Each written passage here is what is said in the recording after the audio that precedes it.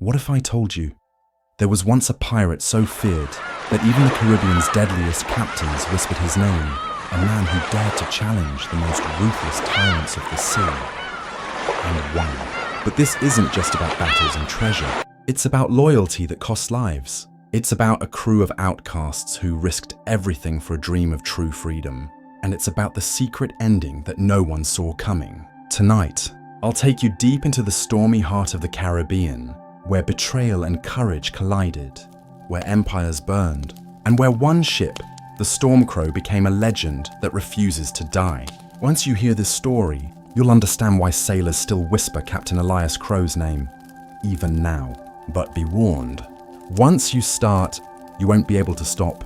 It was November 1721, and the Caribbean night smelled of salt and gunpowder. Far out on the shimmering waters off the coast of Jamaica, a Royal Navy sloop was cutting through the waves with the relentless rhythm of a predator.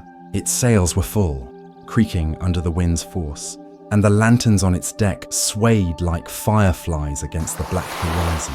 Ahead of it, barely more than a shadow, was the brig the Navy had been hunting for months, the infamous Ashen Wolf. A vessel said to be swift, ruthless, and commanded by a man who had made himself a thorn in the Crown's side. Captain Elias Crowe. The crew of the Navy sloop moved with tense precision. Cutlasses were sharpened, muskets primed, boarding grapples coiled like snakes ready to strike. Some of the younger sailors tried to hide their fear by humming under their breath, but the veterans knew better. This would not be an easy capture.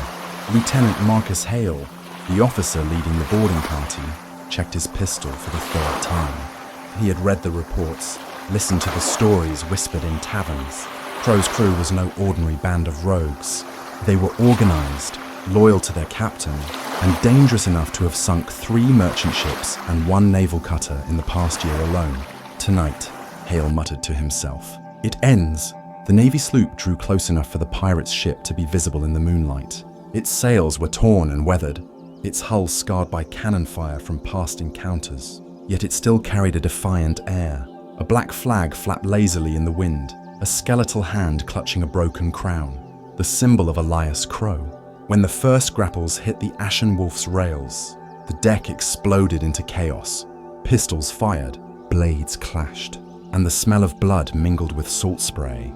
Lieutenant Hale pushed forward, sword in hand, cutting his way through resistance until he reached the quarterdeck. He expected Crowe to be there, a tall, flamboyant figure issuing sharp commands. But what he found instead stopped him cold. 2 women stood at the center of the fray, and they were fighting like demons. One of them was Isla Marin, bare-armed, with a bandana tied across her forehead and a cutlass flashing so fast it seemed to carve light from the air. She parried a bayonet thrust with a savage twist, kicked her opponent backward, and roared a curse so colorful that Hale nearly forgot to defend himself. The other was quieter, deadlier. Mira Duval moved with a precision that bordered on elegance. Her dagger found gaps in armor as if she had studied each opponent in advance. When a Navy sailor lunged at her, she sidestepped, caught his wrist, and sent him tumbling overboard without a word. Hale had heard rumors of female pirates before, but seeing them in the flesh was something else entirely. There was no hesitation in the way they fought, no fear, only a calm, burning resolve. He realized, with a sudden chill, that the fiercest fighters on Crowe's crew might not be men at all. "Where's your captain?" Hale demanded, raising his voice over the din. It was Isla, he answered, her eyes flashing like stormlight. "Closer than you think," she said, and lunged at him with her cutlass. Hale barely blocked the blow. She pressed forward with the kind of raw, fearless energy that could only come from someone who had spent their life fighting for survival. And for a moment, he wondered if she was the true leader of the Ashen Wolf. But then a voice cut through the chaos, a voice that carried authority without needing to shout. Enough. Hale turned, and there he was, Elias Crowe himself. The pirate captain was not the monstrous figure Hale had imagined. He was tall, yes, but not hulking. His coat was patched and sun-bleached, his wide-brimmed hat shadowing a face more warm than wicked. He carried himself with the easy confidence of a man used to being obeyed. Crowe raised his hands slowly, signaling his crew to stop fighting. The Navy sailors, surprised, hesitated. "You can keep swinging those blades," Crowe said evenly. "But we all know how this ends. Half my men dead, half of yours. And for what? So the crown can hang me at gallows point instead of you dying at sea." There was a wry twist to his mouth as he glanced around the deck. "Seems a waste of perfectly good lives." Hale's grip on his sword tightened. "You'll surrender." Then, Crowe's dark eyes held a glimmer of humor. Though his voice was steady, "I'll surrender," he said, "but only because I'd rather live to see the look on the king's face when he learns a pirate made him chase ghosts for 2 years." The crew of the Ashen Wolf laid down their weapons. Isla Marin stood rigid, her jaw clenched, while Mira Duval gave nothing away. Hale could sense the fury simmering just beneath their silence. As the Navy bound their hands, one of Hale's men muttered, "I can't believe this." 2 women. Isla cut him off with a look that could have split wood. "Say it again," she growled. The man shut his mouth. By dawn, the Ashen Wolf was under Navy control, and Elias Crowe was chained in the brig of the sloop that had hunted him for so long. But Lieutenant Hale couldn't shake the questions that had taken root in his mind. Who was this man? Really, how had he risen from nothing to command such fierce loyalty? And what stories would the world tell of the 2 women who had fought beside him in Isla Marin and Mira Duval, when the history books barely mentioned women at all? That, dear listener, is where our journey begins, not with Crowe's birth or his rise, but at the moment of his fall, because sometimes, to understand the truth of a life, you must start at the end and work your way back. The making of a pirate. To understand why Captain Elias Crowe stood on that deck in chains, we must step back in time far from the heat of the Caribbean and the salt spray of Jamaica. We must travel to a cold, wind-swept village on the Devonshire coast of England, sometime around 1684, when Elias was just a child with no flag, no crew, and no idea the sea would one day shape his life. Elias was not born to wealth or title.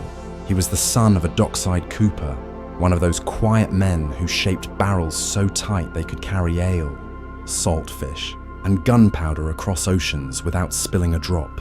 His mother died young, leaving only fragments of memory. The sound of her humming while she mended nets, the faint smell of lavender soap on her hands.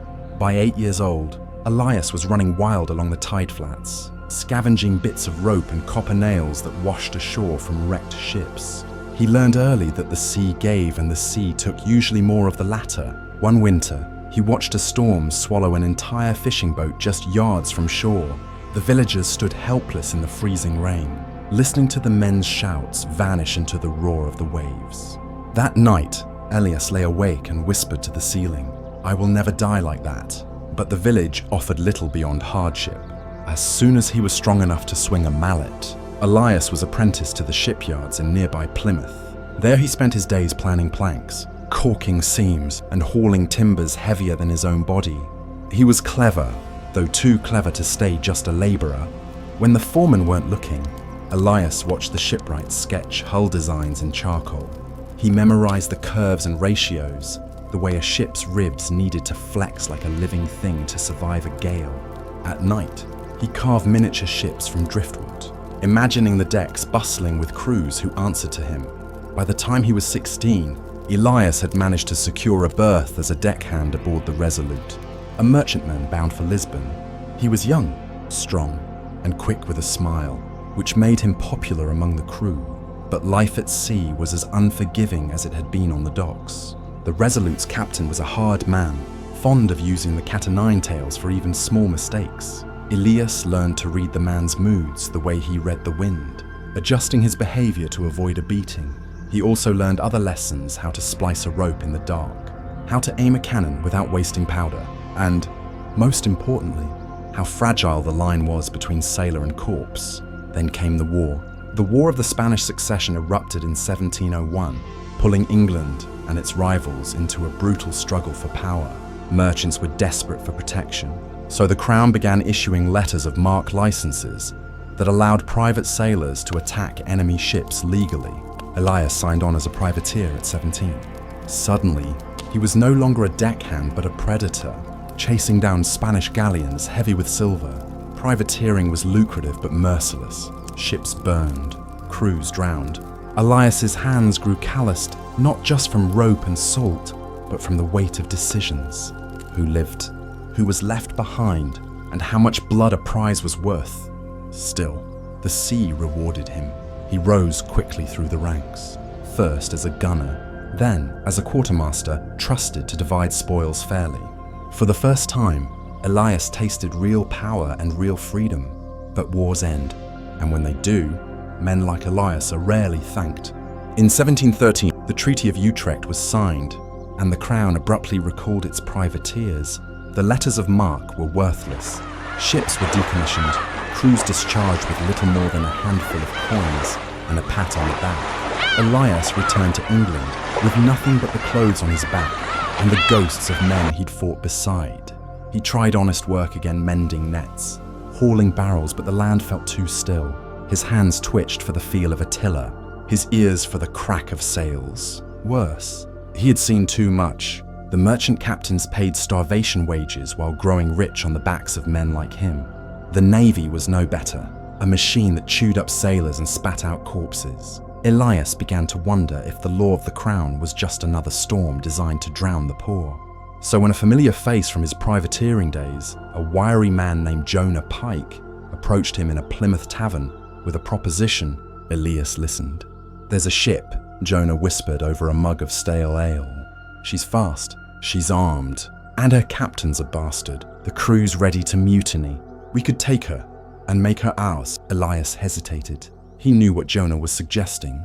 Piracy. It was a death sentence if they were caught.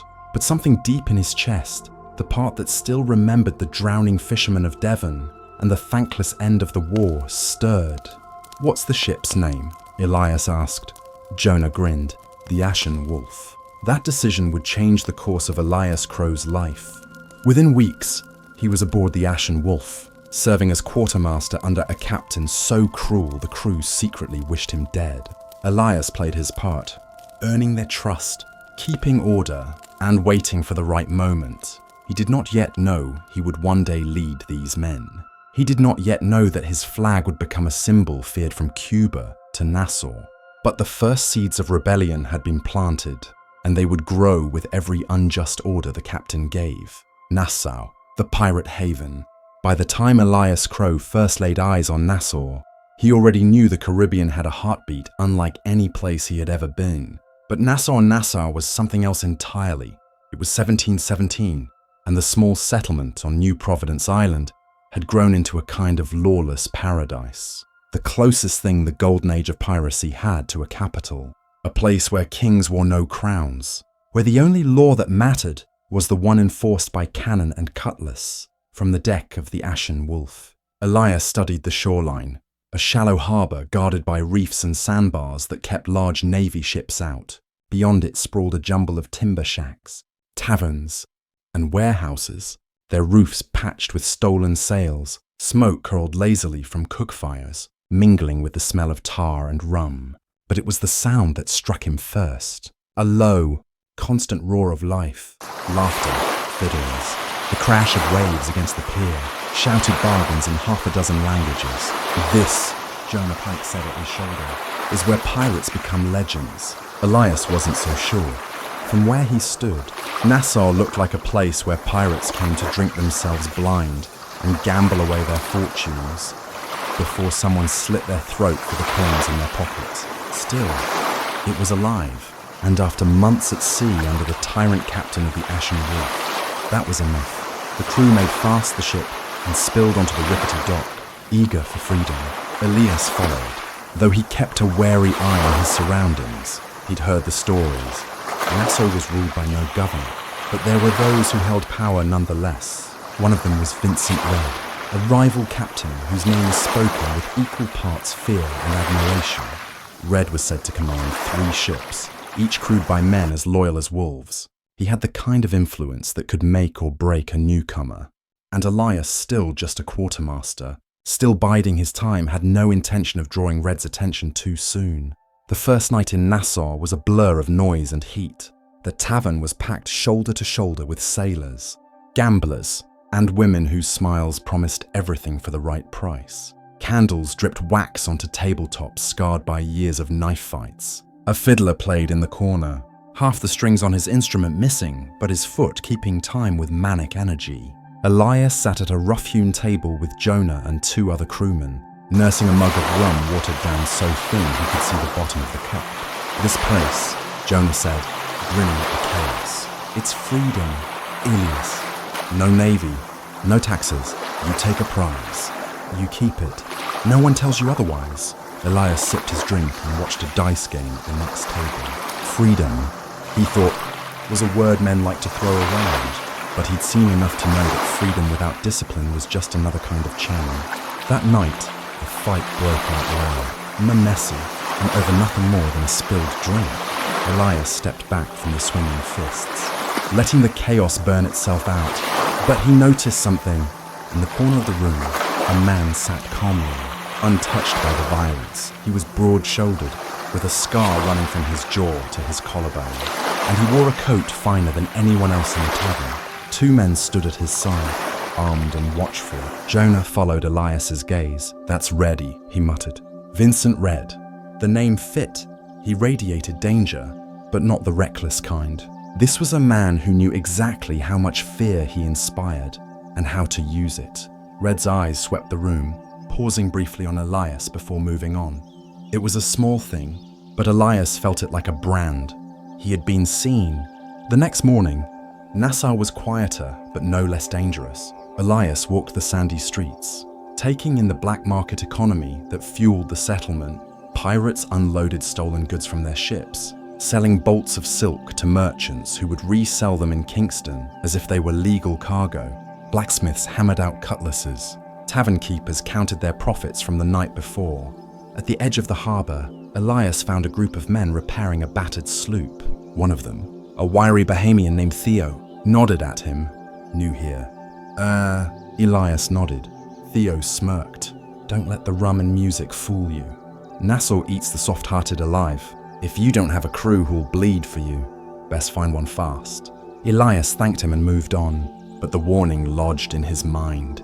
That night aboard the Ashen Wolf, the crew gathered below deck. Their captain, a man named Dyer, cruel and careless, had spent most of the day drinking in town. Now he staggered aboard, shouting orders for the crew to set sail before dawn. Elias watched his men exchange glances. They were tired of Dyer's reckless raids, tired of the lashings he dealt out for small mistakes, tired of risking their lives for a captain who cared only for his own purse. He felt the spark catch in his chest again, the same one that had been burning since Jonah first made his offer back in Plymouth. A spark that whispered, "There's a better way. You could lead them. You could do this differently." But not yet. Elias bided his time, knowing the crew's loyalty would be won not with words, but with proof. The King's Pardon. The morning Nassau woke to the sight of Woodes Roger's fleet in the harbour. The air changed. Gone was the usual chorus of drunken laughter spilling from taverns. Gone was the swagger in the pirates' steps as they staggered through the sandy streets. Instead, there was a tight, quiet tension, the kind that comes when prey realizes the hunter has found its den. From the deck of the Ashen Wolf, Elias Crowe watched the Royal Navy ships drop anchor one by one. They were heavier and better armed than any vessel in Nassau's ragged flotilla, their flags snapping sharply in the wind. Jonah Pike stood beside him, muttering a curse. Bloody hell, they're not here for a chat, are they? No, Elias said quietly. They're here to end this place. By midday, the island's makeshift town square was crowded with pirates, merchants, and anyone else with reason to fear the crown. At the centre stood Governor Woodes Rogers, flanked by Marines in crisp uniforms and holding a scroll sealed with red wax. He was not a Navy breed, as many had expected, but a polished man with an air of confidence born from both wealth and experience. He waited for the crowd to settle, then unrolled the scroll and read in a clear, commanding voice, "By order of His Majesty, King George III, a full pardon is offered to all pirates who surrender themselves by the 5th of September, 1718. Those who accept will be forgiven for past crimes and allowed to return to lawful life. Those who refuse," Rogers let the words hang like a noose, "will be hunted down and hanged." The crowd rippled with uneasy murmurs. Elias stood at the edge, arms crossed, weighing his options. The King's Pardon, a chance to walk away, to live. He could almost imagine it. A quiet life, a plot of land, maybe even a family one day. No more raids, no more running, no more wondering which sunrise would be his last. But he also knew the cost. The pardon was a leash, a way to turn wolves into sheep and use them to hunt the ones still wild. And Elias Crowe had never been good at wearing leashes. Some of the Ashen Wolf's crew made their choice quickly. A stocky sailor named Briggs, his face scarred from years at sea, spat on the ground. "I've got no taste for the gallows," he said. "I'll take the pardon." Others hesitated, glancing at Elias as though waiting for his word. "Don't look at me," he told them. "This is your decision, not mine." Jonah bristled. "And what's your decision?" Elias met his friend's gaze steadily. "I haven't made it yet." The days that followed were filled with arguments and betrayals. Some pirates took the pardon and immediately began working for Rogers as privateers, hunting their former allies. Others refused, vowing to fight until the end. Nassau, once united in lawlessness, was fracturing. Elias watched it all with growing unease. The captain of the Ashen Wolf, Dyer, was growing paranoid, lashing out at anyone who questioned him. He accused one crewman of secretly negotiating with Rogers and had the man flogged nearly to death. "That's it," Jonah said one night as they stood on the darkened deck. "We can't keep following this bastard. He'll get us all killed." Elias said nothing, because Jonah was right, and because the crew had started looking at him the way they once looked at Dyer, waiting for someone to lead. One night, Elias climbed to the quarterdeck where Dyer stood, swaying slightly from drink. "We can't keep raiding merchant ships with Rogers' fleet in the harbour," Elias said quietly. "We'll be caught inside a month." Dyer sneered. "Afraid of the noose? Are you quartermaster?" "I'm afraid of stupidity," Elias replied. The silence that followed was heavy. Crewmen nearby pretended not to listen, but their hands lingered near their weapons. Finally, Dyer leaned close, his breath thick with rum. "You'd best remember your place." "Crow." Elias looked him in the eye. "I have," and in that moment, he knew the choice had been made not just for himself, but for the entire crew. The mutiny happened the next night. It was quick, almost bloodless. Dyer was dragged from his cabin, cursing and spitting, and given a small boat with just enough food and water to reach land if he was lucky. The crew stood in a circle around Elias, waiting. He felt their eyes on him, felt the weight of the moment pressing on his shoulders. "Well," Jonah asked, "do we have a captain?" Elias Crowe looked at the faces around him. Faces worn by salt and sun. Faces that had seen too much loss to put their trust in just anyone. "If you'll have me," he said simply. A cheer went up, ragged but real.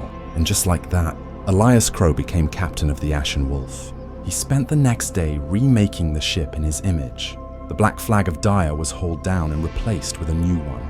A skeletal hand clutching a broken crown. A symbol Elias had carved himself the night before. "Let them know," he told Jonah as the flag unfurled in the wind. "We bow to no king. Baptism by fire." Elias Crowe stood at the helm of the Ashen Wolf, hands steady on the worn wood as the horizon burned orange with dawn. It was his first day as captain, and the crew was watching him closely, even if they pretended not to.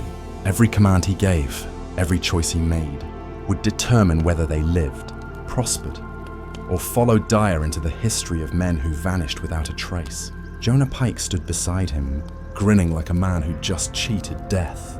"Feels good, doesn't it?" Being in charge, Elias gave him a sidelong look. "It feels like standing on a cliff's edge and hoping the wind doesn't change." Jonah chuckled. "That's piracy, my friend." The first prize they spotted was a small merchant brig bound for Kingston, its sails fat with the same wind that carried the Ashen Wolf. Elias studied it through a spyglass. The brig was lightly armed, its crew likely untrained in real combat. It was perfect. "We'll take her," Elias said. The crew sprang into action.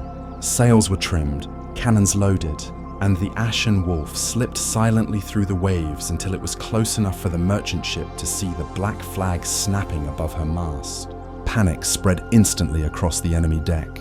Men scrambled to ready their guns, but they were too slow. "Fire," Elias ordered. The Ashen Wolf's broadside thundered, sending splinters flying from the brig's hull. The merchant captain, a pale man with shaking hands, lowered his colours before a single man on the Ashen Wolf had set foot aboard. The victory was almost too easy, as the crew transferred cargo barrels of sugar, bolts of fine cloth, and a small chest of Spanish silver coins. Jonah leaned close to Elias. "First prize is captain," he said. "You've got the men's loyalty now." Elias shook his head. "Loyalty bought with one easy prize is brittle. We'll need more than that." But he couldn't deny the flicker of satisfaction that warmed his chest as he watched the crew work. They moved with purpose, disciplined yet quick, because he had taught them to. And when they raised their mugs of stolen rum that night, cheering his name under the starlight, Elias allowed himself to believe for the first time that maybe he could lead them. The next weeks were a blur of success. The Ashen Wolf prowled the trade routes between Jamaica, Hispaniola, and Cuba, striking merchant ships like a shark in shallow waters. Sometimes they fought. More often, their reputation was enough to make crews surrender without a single shot fired. The name Elias Crowe began to spread in taverns from Nassau to Port Royal. He was not like Dyer, the tales said.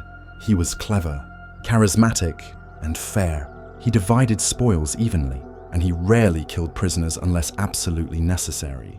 He preferred to talk before he fought, and somehow, his words could be just as sharp as any blade. But success, Elias knew, was a double-edged sword. The more prizes they took, the more the Royal Navy would notice. And already, whispers reached him of ships hunting under letters of mark pirates who had accepted the king's pardon, now turned into hunters. "They'll come for us sooner or later," Jonah said one night as they counted coin in the captain's cabin. "They'll try," Elias replied. It was during this time that Elias recruited the 2 crew members who would shape the legend of the Ashen Wolf more than anyone else. The first was Isla Marin. She joined in a portside tavern in Hispaniola, disguised as a man in an oversized coat. Elias noticed her because she drank her rum without a word, and because when a drunken sailor grabbed her arm, she broke his wrist with the kind of precision only training could teach. Later, when he confronted her about the disguise, Isla didn't flinch. "Would you have let me aboard if I'd walked up as a woman?" she asked. "Probably not," Elias admitted. "Then you've answered your own question," she said. Elias admired her candor and the cutlass work he'd seen in the tavern brawl. She joined the crew the next day. The second was Mira Duval, a mysterious woman with pale grey eyes and a mind like a blade. She appeared one morning in Nassau while the crew was resupplying, offering information on a heavily laden Spanish treasure ship due to pass through the Windward Passage. Elias was wary. "And what do you want in return?" "Passage," she said simply. "And if your information is false, then you'll throw me overboard," Mira replied, meeting his gaze without fear. Her information proved true. The treasure ship carried enough silver to keep the Ashen Wolf comfortable for months, and Mira, who had navigated them through hidden reefs to avoid detection, proved herself invaluable. From that day, she was part of the crew, though she spoke little and kept her past close to her chest. With Isla and Mira aboard, the Ashen Wolf became something unique in the Caribbean, a pirate crew led by a captain who valued loyalty and brains as much as brawn. And with 2 women among its fiercest fighters, some merchants surrendered at the mere sight of them. Others whispered that Elias Crowe was cursed, untouchable, because no matter how the Navy tried, they never seemed to catch him. Elias knew it wouldn't last forever, but for now, he let the crew celebrate, let them believe they were invincible, because soon, he suspected, the tide would turn, the hunter in the wind.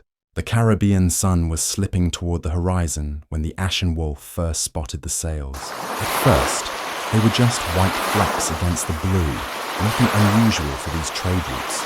But as the crew watched, those sails grew larger and their shape was unmistakable. "It's no merchantman," Jonah Pike said, squinting through the spyglass. "That's a warship." Elias Crowe took the glass and studied the approaching vessel.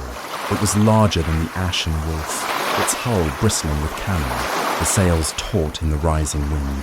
Flying from its mast was the Red Cross of the Royal Navy, and below that, another flag.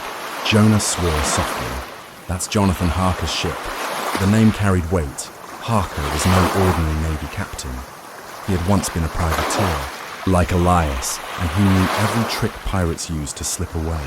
Worse, he was ruthless. Stories of his captures often ended with the survivors swinging from the gallows at Port Royal. Elias lowered the glass, calm despite the ripple of unease that ran through the crew. "They've been hunting us for weeks," he said quietly. "It seems they finally found us. What do we do?" Jonah asked. Elias looked out at the deepening waves. The wind was in their favor, but the Ashen Wolf was lighter and faster. They could outrun the Navy's ship if they left now. But then his gaze shifted to Ursula Maren, standing near the mainmast with her cutlass already belted at her hip, and to Mira Duval, who was calmly checking the powder stores. He saw the crew's fear, and he knew what running now would do to their confidence. "We fight," Elias said. The decision sent a ripple through the ship. Some of the crew cheered, eager for battle. Others exchanged nervous glances. Isla flashed Elias a sharp grin. "About time we showed them we're not easy prey." Mira said nothing. She simply adjusted the pistol at her belt and disappeared below deck, where she could oversee the cannons. Jonah leaned close to Elias. "We could still run." Elias shook his head. "If we run now, we'll be running forever. Better to face them here. On our terms." The Navy ship closed in quickly, its crew maneuvering with deadly precision. The first cannonball screamed past the Ashen Wolf's stern, splintering wood and sending the crew diving for cover. "Ready guns," Elias barked. The Ashen Wolf swung hard to starboard, the deck tilting underfoot. Elias timed it perfectly, bringing their broadside to bear just as the Navy ship leaned alongside. Fire! The cannons roared, belching flame and smoke. Iron shots slammed into the enemy hull. Tearing through planks and rigging, the Navy returned fire immediately, and the air was filled with splinters, screams, and the deafening thunder of artillery. The battle was chaos. Isla fought on the quarterdeck like a storm given human form, cutting down boarders who tried to swarm over the rails. Mira moved like a shadow below deck, keeping the gun crew steady, her voice cold and measured, even as cannonballs exploded through the hull. Elias was everywhere at once shouting orders, hauling wounded sailors to safety, swinging a boarding axe when an enemy officer charged him. But Jonathan Harker was no fool. His ship pressed the Ashen Wolf hard, using its superior firepower to cripple the pirate brig. "We can't take much more of this," Jonah shouted over the din. Elias knew he was right. They needed a way to even the odds. That was when Mira appeared at his side, her grey eyes steady despite the smoke and chaos. "There's a shoal ahead," she said. "Shallow water. If we cut close enough, their draft will catch. They'll run aground." Elias considered it. It was risky, one miscalculation, and the Ashen Wolf would be the one stuck in the sand. An easy target, but it was their best chance. "Do it," he said. The maneuver was a dance with death. Elias steered the Ashen Wolf into the shallows. Every muscle in his body taut as he felt the keel scrape sandbars just beneath the surface. The Navy ship followed, eager to close the kill, and then came the grinding sound Elias had prayed for, the unmistakable groan of a heavier ship running aground. "Now," he shouted. The Ashen Wolf wheeled about, cannons roaring point blank into the Navy ship's exposed side. The enemy vessel shuddered, its masts splintering as fire erupted along the deck. Harker's men scrambled to save their ship, but it was too late. With a final, deafening crack, the Navy ship keeled hard to port, its hull half submerged. A cheer went up from the Ashen Wolf. Elias stood at the helm, chest heaving, as the enemy vessel burned behind them. He had no interest in slaughtering the survivors. They would have enough to contend with as they clung to wreckage. But he knew the message had been sent. The Ashen Wolf was no longer a shadow ship nipping at the edges of the Caribbean. They had bested one of the Navy's fiercest hunters in open combat. And from this day forward, the name Elias Crowe would carry a weight of its own. That night, the crew feasted on what provisions they had left, laughter rising over the creak of the hull. Isla raised a mug of rum and smirked at Elias. "Not bad for your first real fight as captain." Elias allowed himself a small smile. "Let's just hope it's not our last." Mira, ever the pragmatist, leaned back against a barrel. "We humiliated the Navy today. They won't forget it. Next time, they'll come harder." Elias nodded. He knew she was right, but for one night, at least, He let the crew celebrate, because the tide was with them now. And he knew, deep down, that their greatest challenges still lay ahead. The hunter in the wind. The Caribbean sun was slipping toward the horizon when the ashen wolf first spotted the sail. At first, they were just white flecks against the blue. Nothing unusual for these trade routes. But as the crew watched, those sails grew larger and their shape was unmistakable. "That's no merchantman," Jonah Pike said, squinting through the spyglass. "That's a warship." Elias Crowe took the glass and studied the approaching vessel. It was larger than the Ashen Wolf, its hull bristling with cannon, the sails taut in the rising wind. Flying from its mast was the Red Cross of the Royal Navy, and below that, another flag. Jonah swore softly. "That's Jonathan Harker's ship." The name carried weight. Harker was no ordinary Navy captain. He had once been a privateer, like Elias, and he knew every trick pirates used to slip away. Worse, he was ruthless. Stories of his captures often ended with the survivors swinging from the gallows at Port Royal. Elias lowered the glass, calm despite the ripple of unease that ran through the crew. "They've been hunting us for weeks," he said quietly. "It seems they finally found us. What do we do?" Jonah asked.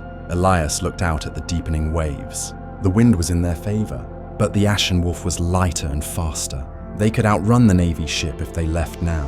But then his gaze shifted to Isla Marin, standing near the mainmast with her cutlass already belted at her hip, and to Mira Duval, who was calmly checking the powder stores.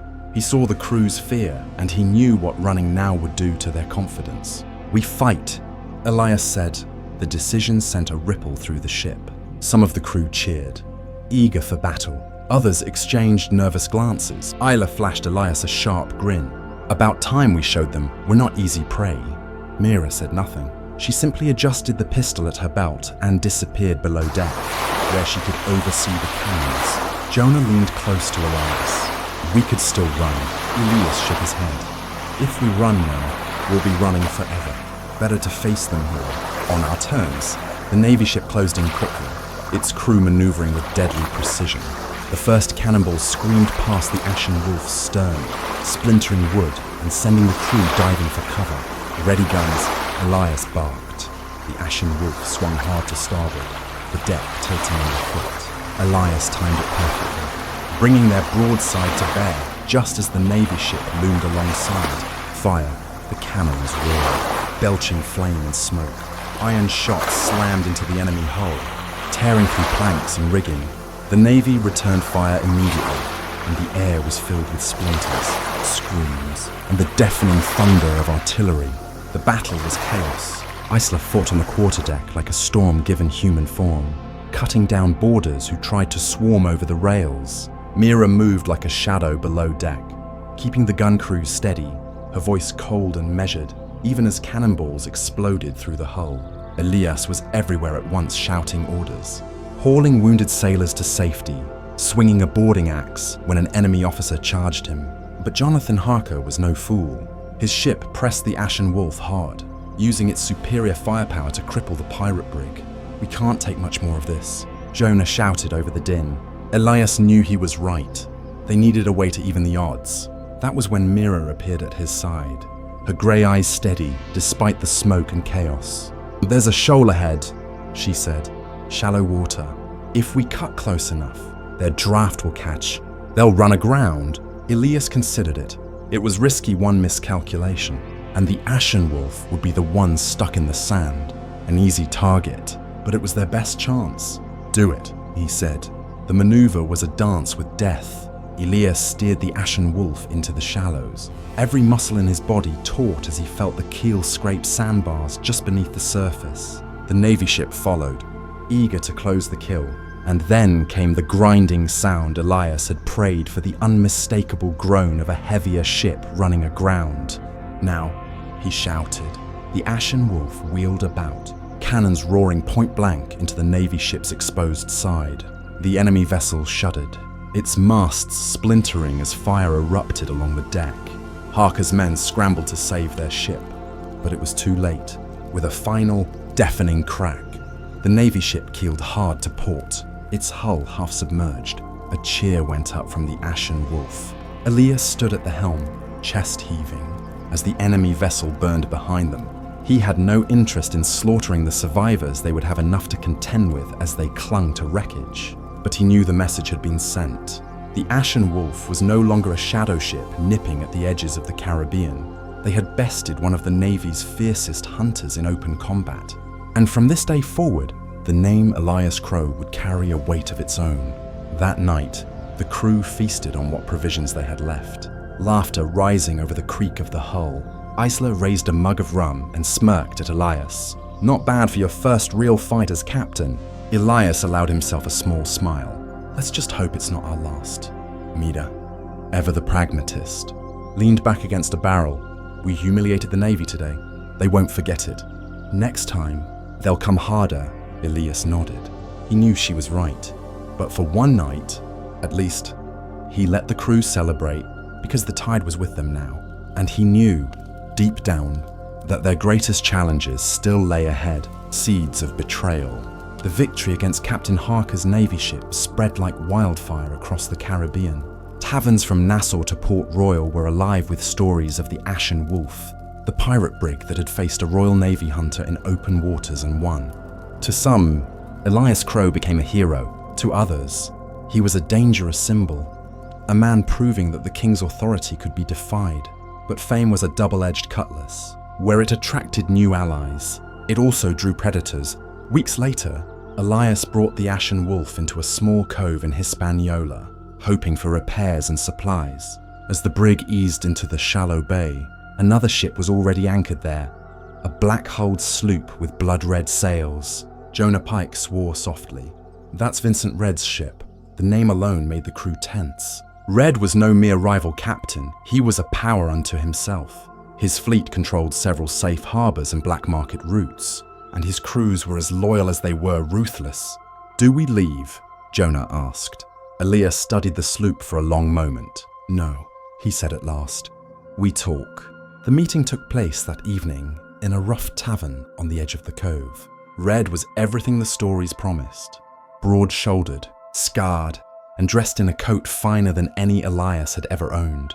He sat at the head of the table like a king in his hall, flanked by two silent bodyguards. "Captain Crowe," Red said, his voice smooth as aged rum, "the man who embarrassed the Navy.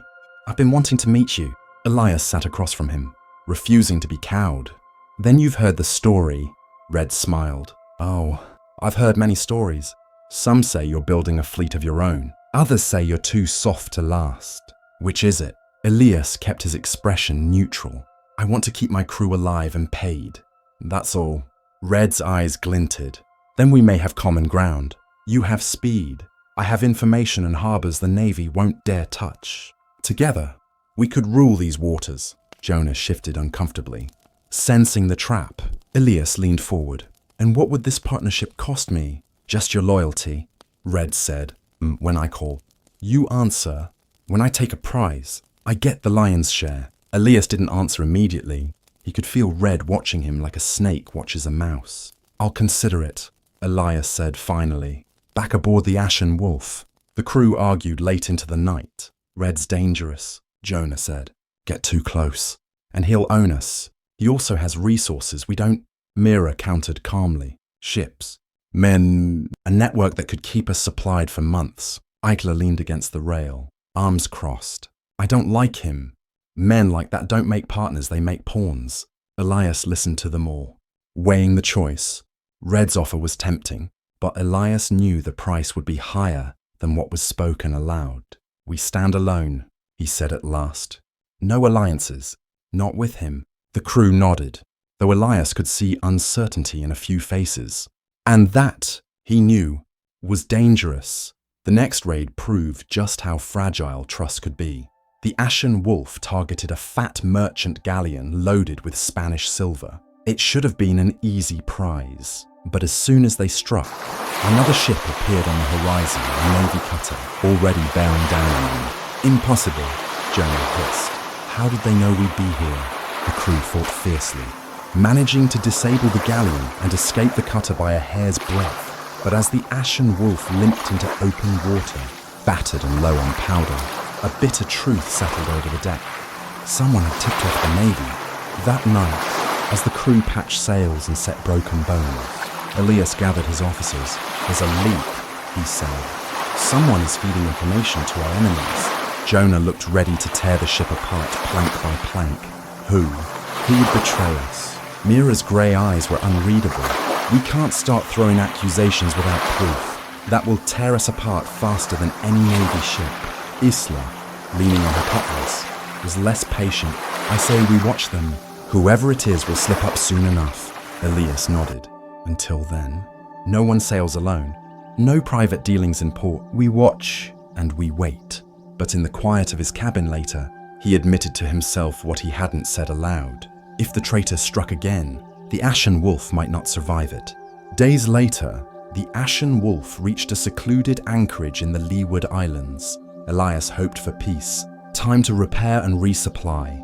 But that night, Mira found him on the quarterdeck, her face pale in the moonlight. "I saw one of Red's men in the cove," she said quietly. "He was talking to Briggs.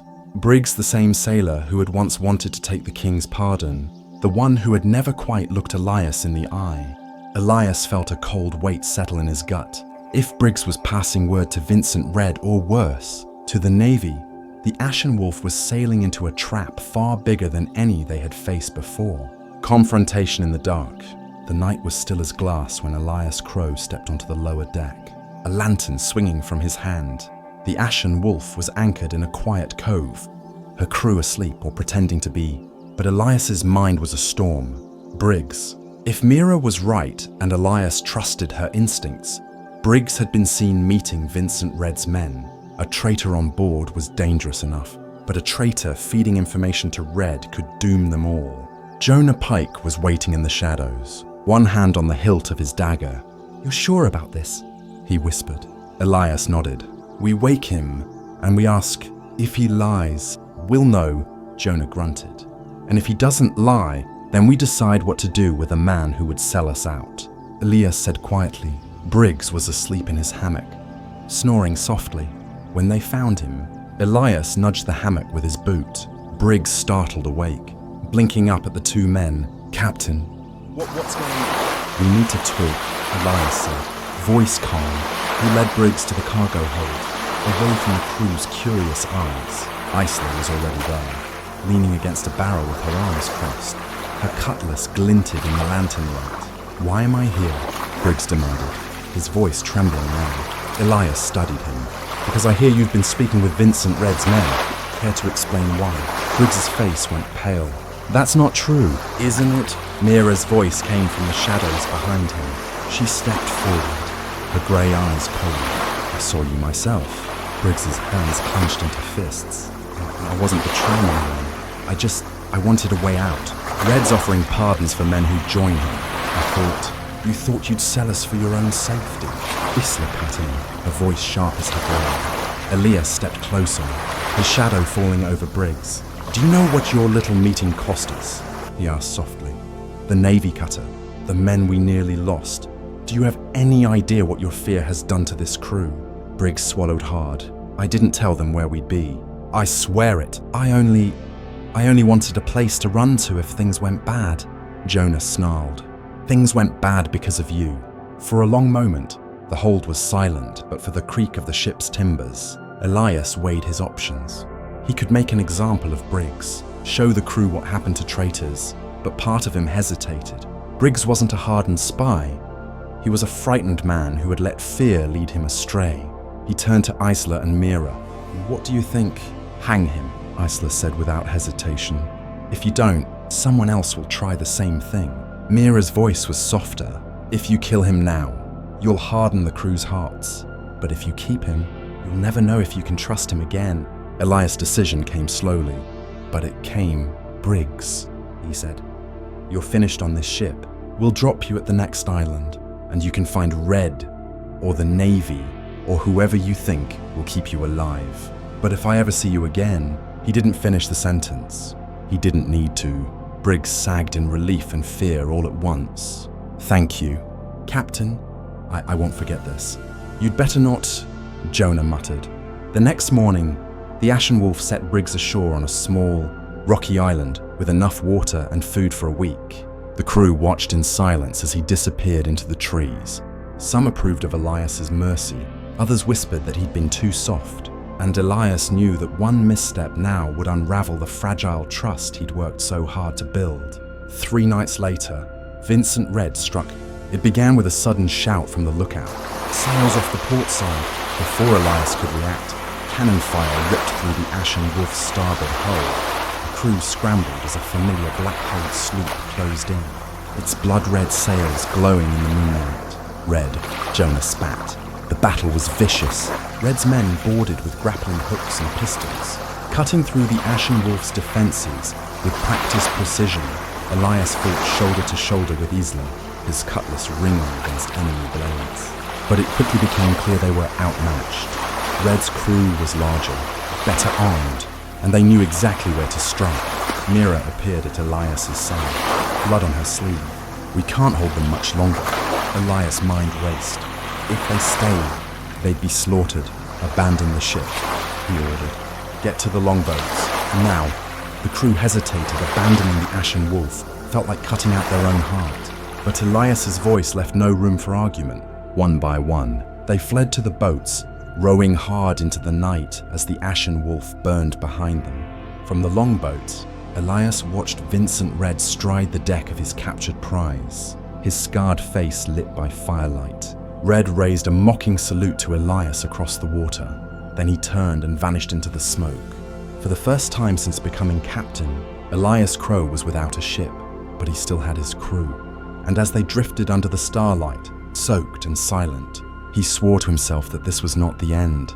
Vincent Red had made an enemy who would never forget. Rising from the ashes, the longboats drifted through the Caribbean night, the stars wheeling silently above.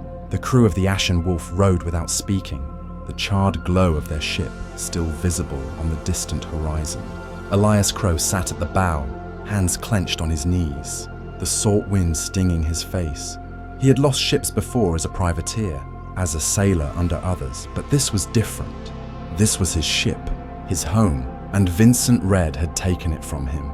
By dawn, the men were exhausted. Jonah Pike collapsed against the oars, sweat pouring down his face. We can't keep this up.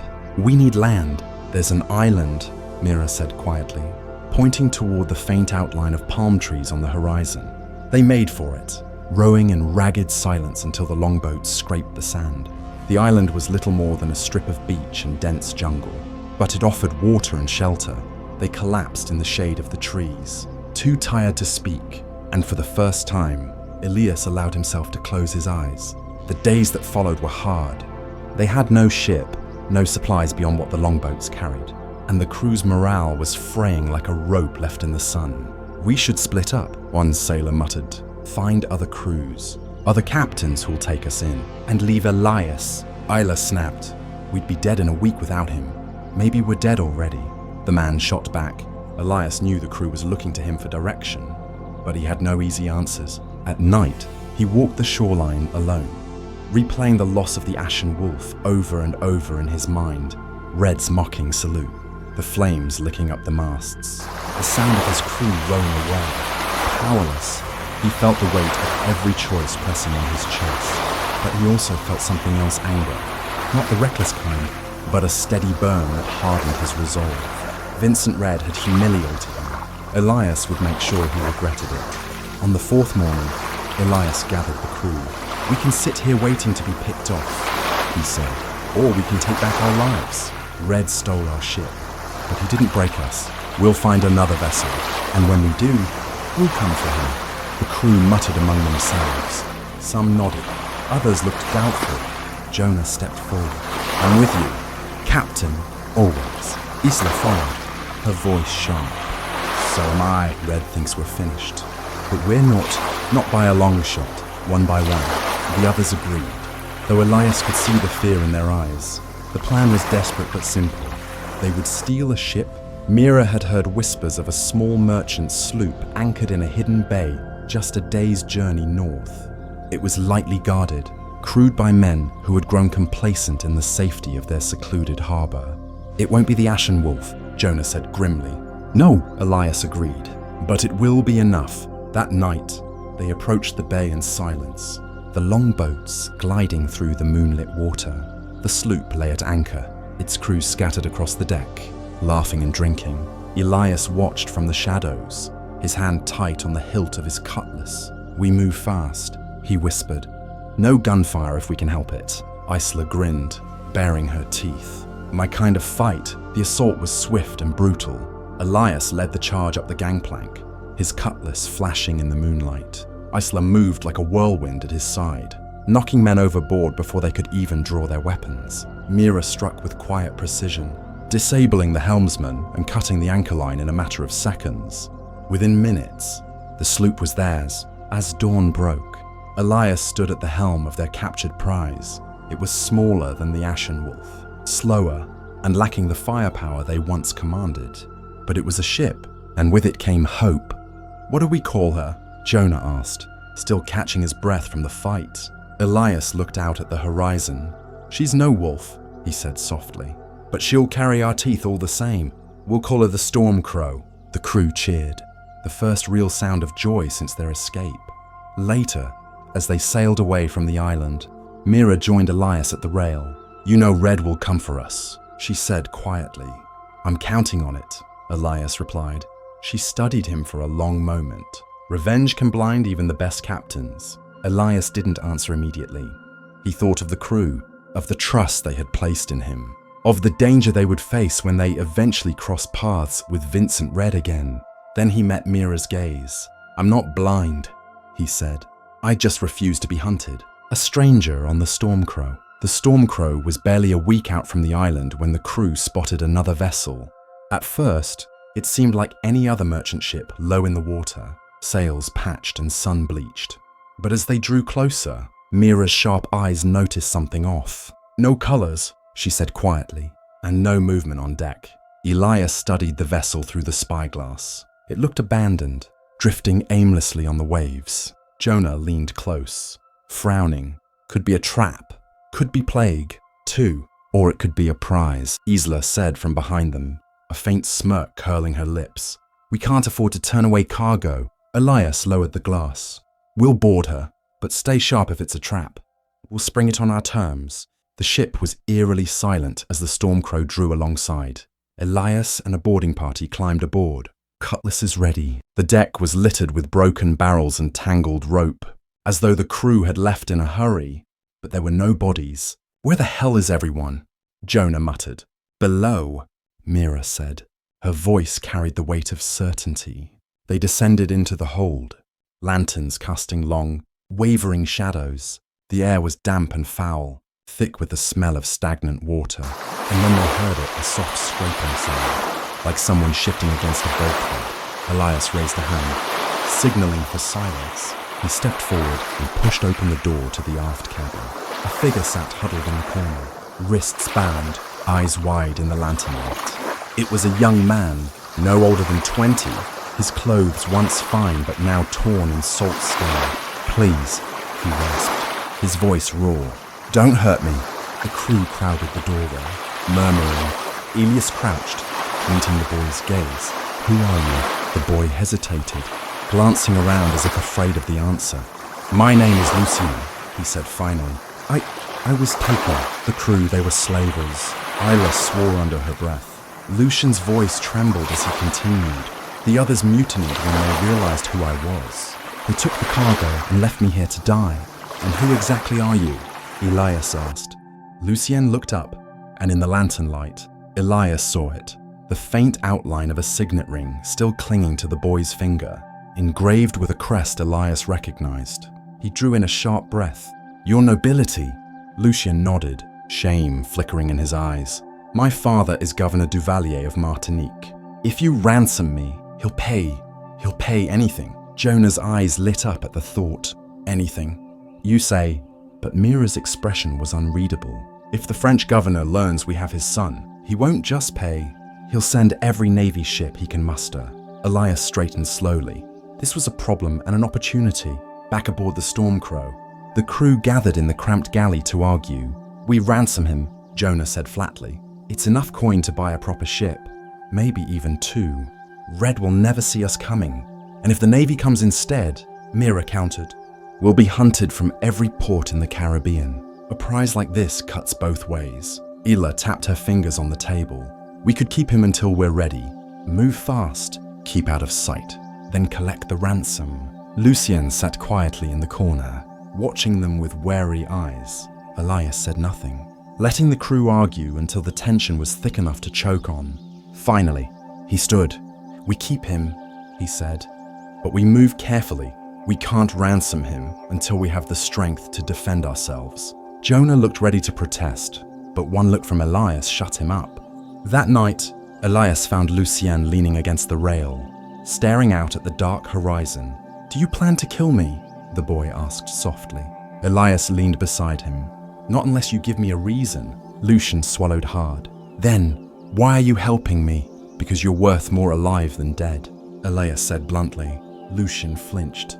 But Elias wasn't finished. "And because I know what it's like to be at the mercy of men who see you as a pawn. I won't be that man unless you force me." Over the next days, Lucien began to speak more. He told them how the slavers had captured him en route to Martinique, how the crew mutinied when they realized they could sell him for themselves. He was clever, quick to learn, and surprisingly capable with a blade when Isla agreed to teach him. But his presence changed the crew's rhythm. Some saw him as a liability, others saw him as their ticket to riches. And through it all, Elias felt the balance of trust shifting beneath his feet. On the 7th night, Mira came to him quietly. "We can't keep him much longer," she said. "The crew is restless, and word will get out. If Vincent Red learns we're carrying a prize like Lucien, he'll come for us." Elias looked out at the Black Sea. He could almost feel Red's shadow looming closer with every passing day. "Then we don't wait," he said at last. "We'll take the risk. We ransom him before anyone else can use him against us." Mira's expression was unreadable. "I hope you're right, Captain, because one wrong move, and we won't survive what's coming." The ransom gamble. The Stormcrow cut through the Caribbean waves like a knife, its patched sails straining in the wind. The crew was tense. They had agreed some reluctantly to Elias Crowe's plan to ransom Lucien Duvalier, but the deal would take them dangerously close to Vincent Red's waters, and every man and woman aboard knew Red had eyes everywhere. Lucien stood near the helm, pale but steady as Elias steered the ship. "I don't think my father will trust you," Lucien said quietly. Elias didn't take his eyes off the horizon. "He doesn't need to trust me. He just needs to pay." Lucien's jaw tightened. "And if he refuses, then I'll have to decide what you're worth," Elias said bluntly. Lucien flinched, but said nothing more. He had learned quickly that Elias was not a man who made threats lightly. Mira approached later that evening as the Stormcrow drifted in the lee of a small, uncharted island. "I don't like this," she said, her voice low. "Every port we've passed is crawling with Red's men. We're walking into a trap." "Maybe," Elias said. "But the longer we hold Lucien, the greater the danger. His name is already a whisper in the taverns. If we don't move now, someone will get to us first." Mira's grey eyes narrowed. "And if that someone is Red," Elias gave a grim smile. "Then we finish what he started. The ransom meeting is set for a secluded cove near Martinique, a place Lucien claimed his father's agents sometimes used for secret dealings." Jonah Pike grumbled the entire way. "This stinks. Elias, Red's too clever not to know we're here. We should have kept the boy and waited until we had more firepower. Waiting would have killed us," Elias said. "We take the risk," but even he could feel the weight of the decision pressing down like a storm front. They arrived at the cove at dusk. The Stormcrow anchored just offshore, its crew watching the beach for any sign of movement. An hour passed, then another. Finally, a small boat emerged from the shadows of the trees, rowed by two men in French naval coats. One called out, "We come with payment." Elias motioned for Jonah and Isla to stay with the crew while he, Mira, and Lucien boarded the longboat to meet the envoys. On the beach, one of the Frenchmen produced a heavy chest and kicked it open. Gold coins glimmered in the dying light. "Payment," the man said, "for the safe return of Governor Duvalier's son." Lucien stepped forward, relief flooding his face, but Elias held out an arm, stopping him. "Where's the ship?" he asked. The envoy frowned. "There is no ship, just us." Mira's hand slid to her pistol. "That's a lie," she said flatly. And then the world erupted in gunfire. Men burst from the tree line, rifles cracking in the night. Elias shoved Lucian behind him as bullets hissed through the sand. Ambush! Jonah's voice carried from the Stormcrow as the crew scrambled to return fire. But it wasn't the French. The black-red banners of Vincent Red's men unfurled from the shadows as they charged down the beach. Elias fought with a cold, controlled fury. He and Mira held the line as Isla led the crew ashore, cutlass flashing like lightning. But Red's men outnumbered them 2-1. Through the chaos, Elias saw a familiar figure striding calmly toward the fight, broad-shouldered, scarred and smirking. Vincent Red, Crowe. Red's voice carried over the gunfire. I'll be taking the boy and the gold.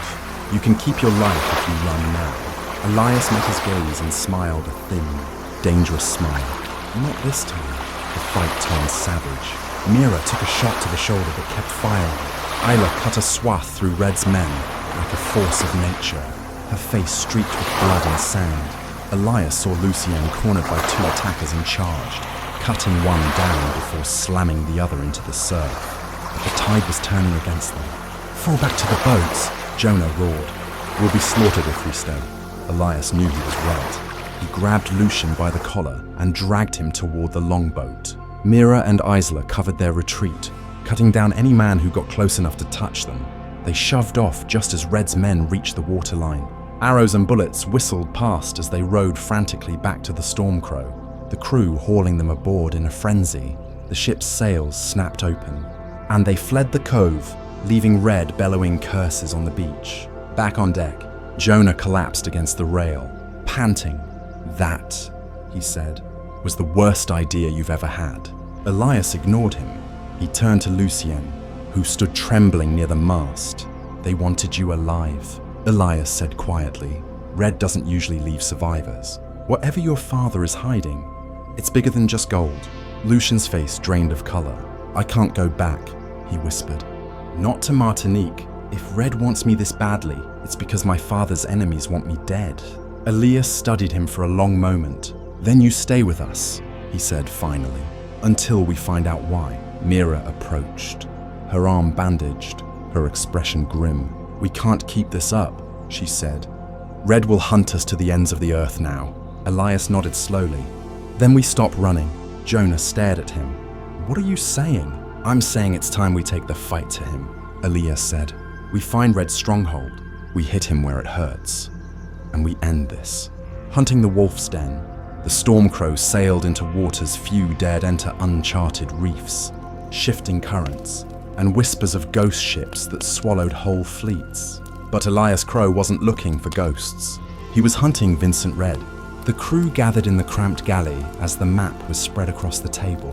Red's stronghold isn't on any chart, Mira said, tracing her finger over the jagged outline of islands. But the rumors place it somewhere in the Bone Kais. Jonah grimaced. The Bone Kais are a graveyard. Half the ships that sail through never come back, which is exactly why Red hides there, Elias said. No Navy captain in his right mind would follow him. Isla leaned against the bulkhead, arms crossed. So we're going in blind, with a ship that's barely armed, against a man who outnumbers us 3-1. Exactly, Elias said, and the faint smile he gave made a few crewmen uneasy. But even Elias knew they couldn't simply sail into Red's lair alone. We need allies, he said. Who? Jonah asked. Every captain worth the name is either dead, hiding, or working for Red. Not everyone, Elias replied. Their first stop was Caldera's Haven, a pirate port so well hidden, it was said only those invited could find it. Elias had sailed there years ago under another captain, and the memory was hazy, but Mira's skill as a navigator brought them through the reefs and shoals unscathed. The haven hadn't changed. Taverns clung to the cliffs like barnacles, and ships from every corner of the Caribbean were crammed into the sheltered bay. The moment Elias stepped ashore, eyes turned toward him. Some faces held recognition, others held grudges. They found Captain Silas Kane in a smoky tavern near the docks. Kane was a mountain of a man with a booming laugh and a reputation for siding with whoever paid him most. He eyed Elias warily over his tankard. I heard you lost the Ashen Wolf, Kane said, and that Red's been bleeding you ever since. "Why should I throw my men in with you?" "Because Red's bleeding everyone," Elias replied. "You think he'll stop with me? He's building a fleet. When he's strong enough, he won't need allies." Cain grunted but didn't answer. Mira leaned in. "We're not asking for charity. We're asking for a chance to hit him where he's weakest. You stand with us, and you'll get first pick of his treasure." That got Cain's attention. By the time they left Caldera's haven, they had not one but 2 ships in their makeshift fleet, Cain's heavy brig, the Iron Serpent, and a smaller sloop captained by Rosa Velez, a wiry woman with a scar running down her cheek. "She hates Red more than anyone," Isla whispered as they sailed away. "Word is he burned her ship and left her crew to drown." "Good," Elias said. "Hate makes for loyal allies, at least for now." As the fleet moved deeper into the Bone Kais, the sea itself seemed to turn against them. The winds howled through razor-sharp cliffs. Currents dragged them dangerously close to reefs that could tear a hull apart in seconds. But Mira guided them with unerring precision, reading the stars and the subtle shift of waves like a language only she understood. On the 3rd night, the lookout spotted a faint glow on the horizon, fires burning on a distant island. "That's him," Jonah whispered.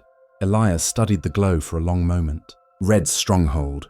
They anchored in the shadows of a crescent-shaped K, the crew speaking in hushed voices. "His fleet's bigger than we thought," Cain said grimly, peering through the spyglass. "At least 6 ships, all heavier than the Stormcrow. Which means we hit him fast and from the inside," Elias said. Mira frowned. "Inside?" Elias pointed to a narrow channel between 2 reefs. "He won't be expecting anyone to come through there.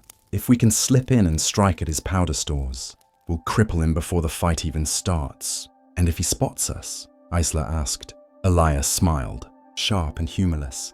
"Then we die trying." That night, Elias walked the deck of the Stormcrow, listening to the creak of the timbers and the soft murmur of the crew below. Lucian approached, his young face drawn but resolute. "Let me fight," Lucian said. Elias turned, surprised. "You're no sailor, boy. You'd be more danger to yourself than to Reddy." "I've learned," Lucian said fiercely. "Isla taught me, and this isn't just your fight. Red wants me dead too.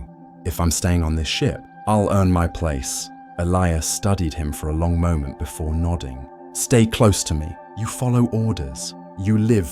Lucian straightened, pride flickering in his eyes. As dawn broke, Elias gathered the captains Cain, Rosa Velez, and Mira around the charts spread across the Stormcrow's table. "Red thinks he's untouchable," Elias said. "Today, we prove him wrong. We strike fast. We strike hard.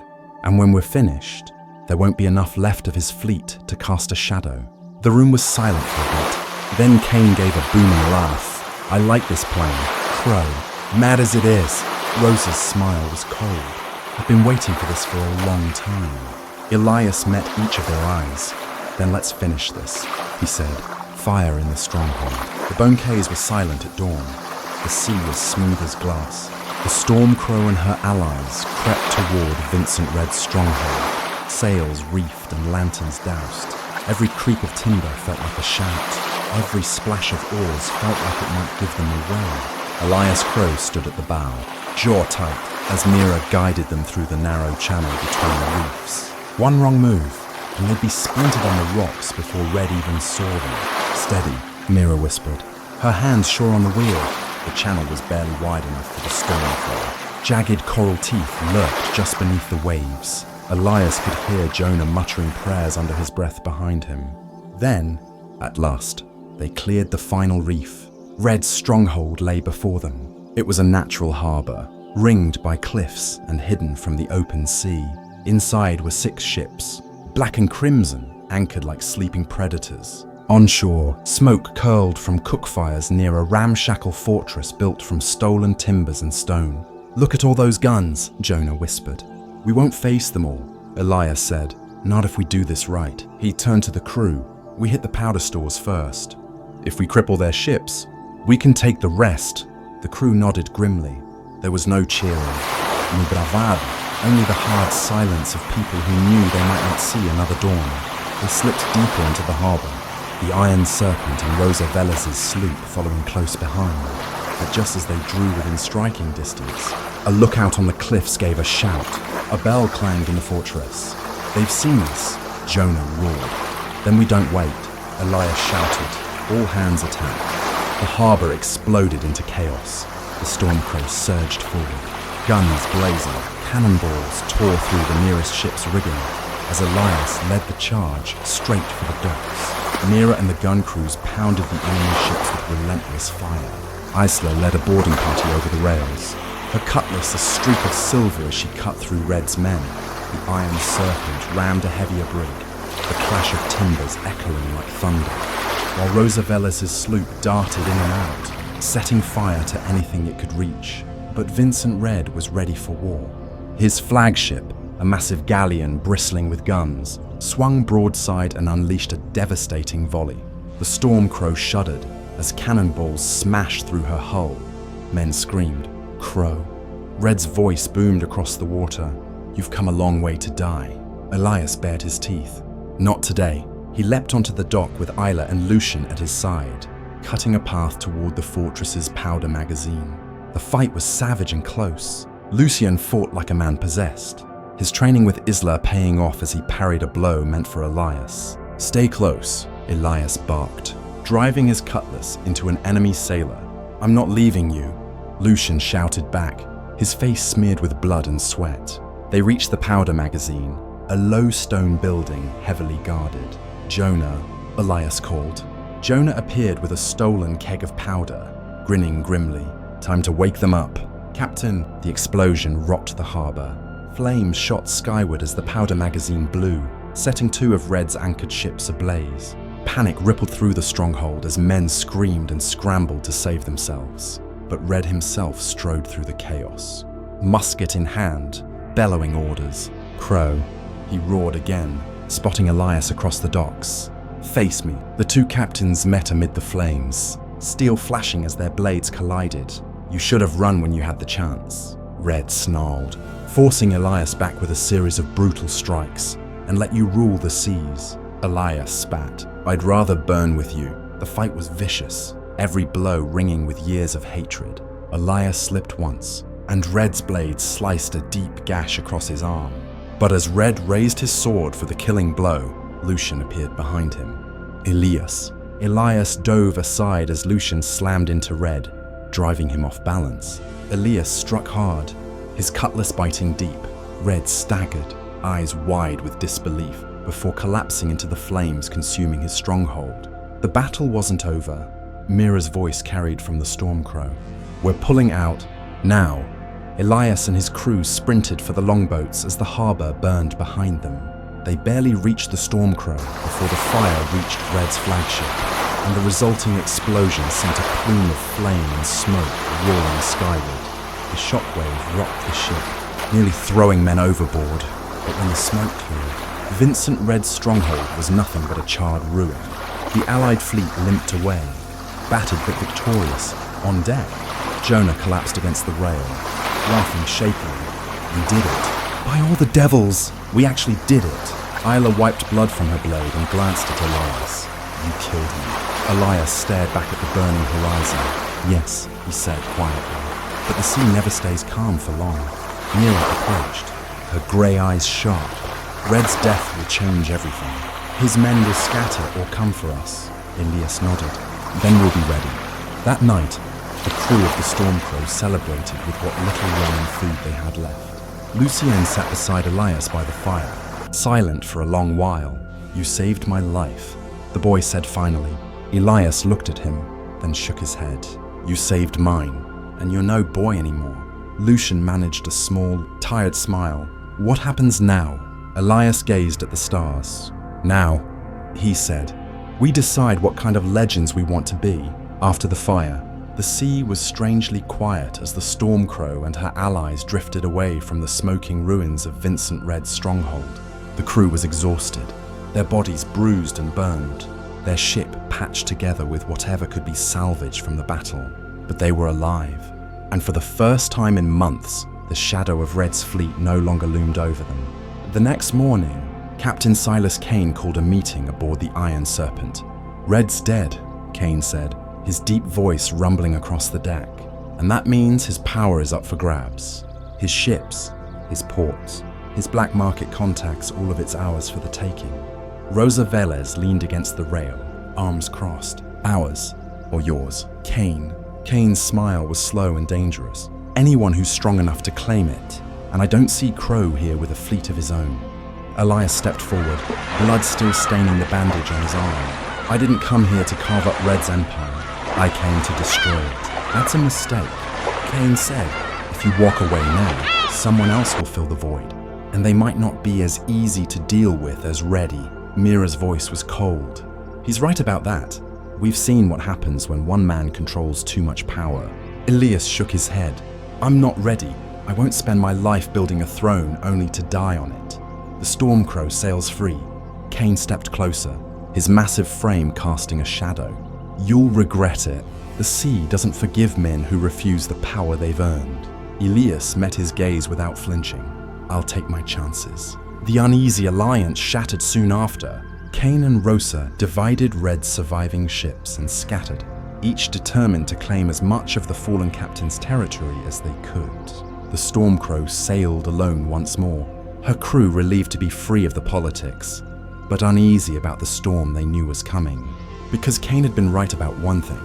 Red's death had created a vacuum, and the Caribbean was never kind to vacuums. One evening, Lucien joined Elias at the helm, his young face thoughtful.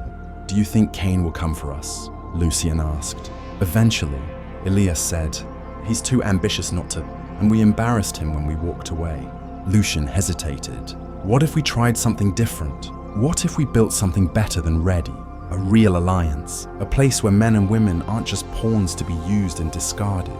Elias looked at him, surprised. You think I should be the one to lead it? Lucien shrugged. You already do.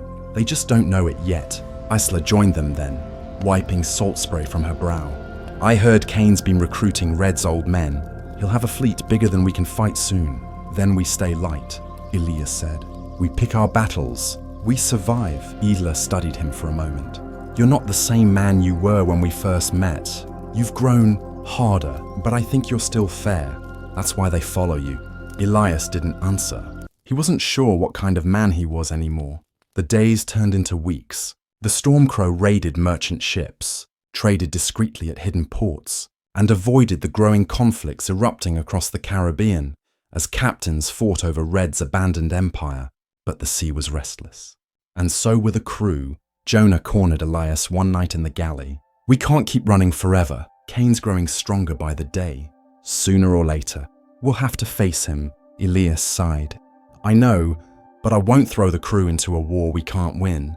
Then maybe we make sure we can win, Jonah said. Find allies who hate Kane as much as we do. There are plenty. Mira approached Elias the next morning with the same idea. We've all heard the rumors, she said. Kane's as ruthless as Red, and Rosa's not much better. The smaller captains will side with whoever gives them protection. If we don't act, Kane will buy them all. Elias rubbed his temples. I'm not interested in building an empire. This isn't about an empire, Mira said. It's about survival. That night, Elias gathered the crew. We have a choice, he said. We can stay small and hope Kane ignores us, or we can fight back, the way we did against Red. But this time, we don't do it alone. We find others who want the same thing we do, freedom. We stand together, or we die apart. The crew murmured their agreement, some with grim determination, others with a spark of hope. Lucien stepped forward. I'll help, he said. My father's influence may be worth something, and I'm tired of hiding. Elias looked at the young man and felt a flicker of pride. Then it's settled, he said. We find the captains Kane can't buy, and we build something stronger than fear. As the Stormcrow set sail the next morning, Elias stood at the helm and stared at the horizon. He knew the path ahead would be dangerous. Kane was already watching, waiting for a chance to crush them before they became a threat. But for the first time since the fall of the Ashen Wolf, Elias felt like they were moving towards something bigger than revenge. And that, he thought, might be worth dying for. The Pirate Alliance. The Caribbean was a tinderbox. With Vincent Red dead, the sea was fractured into dozens of small kingdoms. Some captains clung to scraps of territory. Some pledged fealty to Silas Kane. and others waited for the next tyrant to rise. Elias Crowe and the Stormcrow sailed straight into the chaos. The first stop was Devil's Lantern, a pirate haven hidden in the mangroves of Cuba's southern coast. The harbour was a maze of sunken ships and narrow channels, perfect for ambushes and for keeping out the uninvited. "Careful with the rudder," Mira muttered as she guided them through the shallows. "One wrong turn, and we'll be on the bottom before we even get to the dock." Jonah grumbled. "Who in their right mind builds a port like this? People who don't like surprises," Ice listened, smirking. On shore, the air smelled of rum, gunpowder, and desperation. Elias led the crew into the largest tavern, its walls lined with cutlasses and pistols as decorations. He had come to meet Captain Gideon Black, a wiry man with eyes like a hawk and a reputation for being impossible to fool. "Crow," Black said, rising as Elias approached. "Word is you killed Red. That true? Or are you just using his name to buy drinks?" Elias met his gaze steadily. "I killed him, and now Kane's taking his place." "You know what that means?" Black's mouth twisted. "It means we all choose a side or get ground up between his cannons. Not if we stand together," Elias said. Me, every captain who still wants to sail free. We can build a fleet strong enough to challenge Kane before he becomes untouchable." Black laughed harshly. "You're asking pirates to follow rules. That's like asking sharks to form a choir." Mira stepped forward. "We're not talking about rules. We're talking about survival. Kane will turn on you as soon as you're no longer useful." Black considered her words for a long moment. "And if I say yes, what do I get?" "Protection," Elias said, "and a vote in what comes after." By the time they left Devil's Lantern, Black had pledged 2 ships to the cause. But alliances came at a cost. Some captains demanded gold they didn't have. Others wanted power, and Elias could feel the temptation to promise them anything, just to gain their ships. Lucian pulled him aside after one particularly tense negotiation. "You're doing what Kane would do," Lucien said quietly. "Making deals you can't keep." Elias sighed. "If I don't, Kane wins before we even set sail." Lucien didn't argue, but his expression said he wasn't convinced. The next recruit was Captain Bonny, a former privateer turned smuggler who ran her operations out of a volcanic island in the Lesser Antilles. Bonny was sharp, cautious, and had no love for Kane. "I've seen men like him before," she said, as she watched her crew unload crates of contraband. "They always promise stability. What they really mean is chains." Elias nodded. "Then help us break his before he locks them around everyone's neck." Bonny smiled faintly. "You speak like a man who still believes in freedom." "Captain Crowe, that's rare these days. I'll bring my ships, but if you turn tyrant, I'll be the first to put a bullet in your back." "Fair enough," Elias said. As the alliance grew, so did the tension aboard the Stormcrow. Jonah worried they were moving too fast. "We're gathering every pirate with a grudge and a cannon, and hoping they'll play nice. This could blow up in our faces." Isla was less diplomatic. "Some of these captains will sell us out the first chance they get. We need to keep them in line." "And how do you propose we do that?" Elias asked. "Fear," Isla said simply. "It's the only language men like this understand." Elias shook his head. "I won't become Kane just to beat him." One night, Mira approached him on deck as the moon lit the waves. "You're trying to build something that's never existed," she said. "An alliance of pirates. Do you even believe it will work?" Elias was silent for a long time. "I don't know," he admitted, "but I know what happens if we don't try. Kane will crush us all, one by one. I'd rather die fighting for something better." Mira's lips curved in a rare smile. "Then let's make sure we live long enough to see it." By the time the Stormcrow sailed for open waters again, they had gathered a fleet of 6 ships. Not enough to match Kane yet, but enough to make him nervous. And he was already moving. A message arrived from one of Bonny's spies.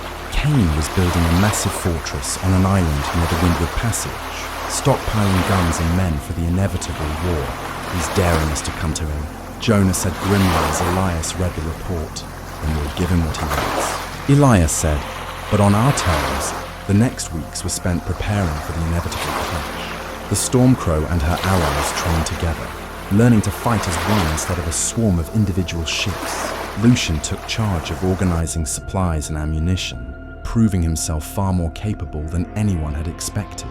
"You found your place," Elias told him one evening. Lucien looked down. almost embarrassed. "I just want to help, and maybe to see something built instead of burned for once." Elias placed a hand on his shoulder. "Then let's make sure it lasts." As the fleet set sail for Kane's stronghold, the tension was palpable. Elias stood at the helm, feeling the weight of every life that depended on his choices. Mira stepped up beside him. "We're really doing this," she said quietly. "Yes," Elias said. "We're going to finish it." And for the first time, he let himself believe they might actually win. Treachery at sea, the fleet moved like a shadow through the Caribbean. Sails low, lanterns doused, 6 ships, bound together by the slimmest threads of trust, cutting across enemy waters toward Kane's stronghold. Elias Crowe knew the alliance was fragile, but he hadn't expected the first cracks to appear so soon. It began 3 nights into the voyage. A gunshot echoed across the water, followed by shouting from Captain Gideon Black's brig. The Stormcrow swung hard to close the gap, her crew scrambling to arms. When they reached Black's ship, the deck was a storm of chaos. 2 men lay dead, one of them with a knife still in his chest. "What happened here?" Elias demanded. Black's face was tight with fury. "One of your men tried to sabotage my powder stores." "We caught him in the act." "That's a lie." Jonah snapped from Elias's side. "Is it?" Black stepped forward, shoving a bloodied pistol into Elias's hands. This was his weapon. He confessed before he died. Someone doesn't want this alliance to survive. Back aboard the Stormcrow, the crew was restless, whispering. Mira leaned against the rail, watching the horizon. "Black's lying," she said. Elias frowned. "You're certain?" "Yes. He wants an excuse to break away from the fleet. He'll use any spark to light the fire." "And why stay?" Isla asked. "Let him go and hope Kane takes him first. Because we need every ship we can get," Elias said grimly. That night, Elias called a council of captains aboard the Iron Serpent. Black was the first to speak. "We're being dragged into a suicide mission. Kane's fortress is stronger than anything we've faced. If we attack now, we die." Obenyokoro's eyes narrowed. "So you'd rather scatter like rats? Kane will hunt us down one by one if we don't stand together," Black sighed. "And you think Crowe is the man to lead us? He's no better than Red, just prettier words and fewer guns." Elias met Black's glare steadily. "I don't want to rule you, I want us to survive. But we can't do that if we start tearing each other apart before the fight begins." The council ended in uneasy silence. Black agreed reluctantly to stay with the fleet, but Elias could feel the tension coiled like a spring. Mira caught him alone afterward. "He's going to betray us," she said. "It's just a matter of when." Elias looked out at the dark sea. "Then we watch him. If he makes a move, we'll be ready." 2 nights later, the betrayal came. The Stormcrow was on the midnight watch when a flare lit the sky, a brilliant green light arcing up from the direction of Kane's stronghold. Jonah swore that was Black's signal. Even as the flare burned out, distant cannon fire rumbled across the water. "He's warned Kane," Isla said, fury in her voice. "We're walking into a trap." The fleet erupted into chaos. Ships scattered. Some captains convinced the alliance was doomed. Others fell in behind the Stormcrow, trusting Elias to lead them through the storm. "Kane knows we're coming," Mira said, her hands white-knuckled on the wheel. "What do we do?" Elias's mind raced. They could retreat, but the alliance would shatter, and Kane would pick them off one by one. Or they could press on and hope to turn the trap against him. "Signal Abeni," Elias said. "We're going in, but we'll make Kane think we're weaker than we are." The plan was desperate. Elias ordered the Stormcrow and Abeni's fastest ship to break ahead, making themselves look like panicked stragglers. Meanwhile, the remaining ships would hang back, hidden in the reefs, ready to strike when Kane committed his forces. Jonah shook his head. "This is madness. If they don't follow us, they will," Elias said. "Kane won't be able to resist." The trap was sprung at dawn. Kane's fortress loomed on the horizon, its guns bristling, his fleet already moving to intercept the 2 stragglers. Elias watched from the quarterdeck, his face hard. "Hold," he whispered, as cannonballs splashed into the sea around them. "Hold just a little longer." Then the signal came 3 crimson flares arcing into the sky. From the reefs, the rest of the alliance surged forward, guns blazing. The battle was a storm of fire and iron. Abeni's flagship rammed one of Kane's brigs, sending men screaming into the sea. The Stormcrow weaved through the chaos, her guns tearing holes in the enemy line. But Kane's flagship was a monster, its broadside smashing through everything in its path. "We need to take out the fortress," Mira shouted over the roar of cannon fire. "As long as it's standing, we can't win." Elias's gaze locked on the powder magazine at the base of the cliffs. "Then we bring it down," he said. As the Alliance fought to hold the line, the Stormcrow broke off, racing straight for the fortress. Isla led the boarding party ashore, cutting through Kane's soldiers with feral precision. Lucian was at her side, his face set with grim determination. Elias followed, his cutlass slick with blood, as they fought their way into the powder store. "Light it," he ordered. Lucien hesitated. "We won't make it out. We don't have a choice," Elias roared. The explosion tore through the cliffs like thunder. Flames and stone rained down as the fortress collapsed, sending shockwaves through Kane's fleet. Elias and his crew barely escaped aboard the Stormcrow, battered and bleeding as the harbour burned behind them. But Kane's flagship still lived, and as the smoke cleared, Elias saw the man himself standing at the prow, sword raised, ready for the final clash, the last stand. The sea burned, smoke from the destroyed fortress drifted across the water like a shroud, and the cries of the wounded carried over the crashing of waves. But Kane's flagship was still coming. The massive galleon cut through the chaos with grim inevitability, her black sails streaked with crimson. Her guns roared, smashing through the remnants of the Alliance fleet as though they were driftwood. Elias Crowe gripped the rail of the Stormcrow, his jaw set. "This ends now," he said quietly. Mira stood at the wheel, her face pale but steady. "The fleet's falling apart. If we don't rally them, Kane will pick us off one by one." "Then we rally them," Elias said. He climbed to the quarterdeck rail and raised his voice so it carried over the water. "All ships on me," he roared. "We take Kane together or we die apart." The Stormcrow surged forward, leading what remained of the Alliance fleet straight at the galleon's broadside. Bonny Okoro's ship fell in behind them, her crew shouting battle cries as they opened fire. 2 other Allied ships followed, though one was so battered it barely stayed afloat. Jonah glanced at Elias. "We're charging straight into her guns. Are you sure about this?" "No," Elias admitted. "But Kane won't expect it. That's the only advantage we have left." The first broadside from the galleon hit like a hammer. Cannonballs tore through the Stormcrow's rigging, sending sails crashing down onto the deck. A man screamed as the mainmast splintered. But the ship held. "Keep going," Elias shouted. "Close the gap." Mira fought the wheel with all her strength, guiding them straight at Kane's towering ship. They slammed into the galleon's side with bone-jarring force. Hooks flew as Elias and his boarding party leapt across the gap, cutlasses flashing in the smoke.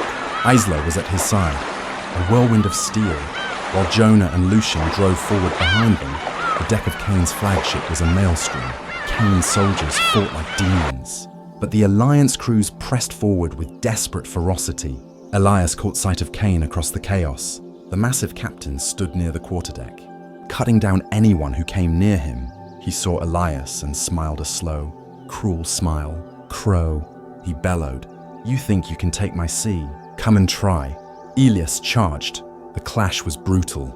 Kane fought like a man born to war, each blow of his sword heavy enough to numb Elias's arms. Elias moved faster, ducking and weaving, striking where he could. Steel rang against steel, sparks flying as the 2 captains battled at the heart of the storm. "You're no better than ready," Kane snarled. "You'll take my place and call it freedom." "I don't want your throne," Elias spat. "I want the sea to be free.